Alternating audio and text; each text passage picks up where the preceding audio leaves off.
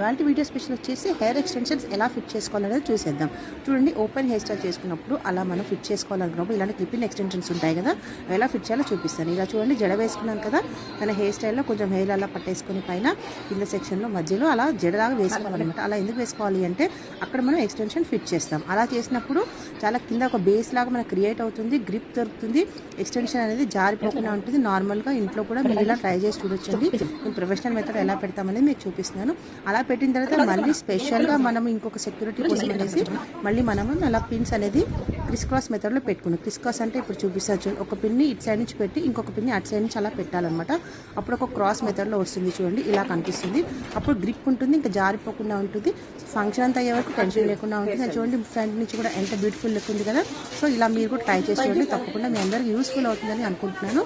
నచ్చితే మనకు తప్పకుండా నా వీడియోని ఒక లైక్ వేసేసేయండి, నా పేజ్ని కూడా ఫాలో చేయండి. Thank you.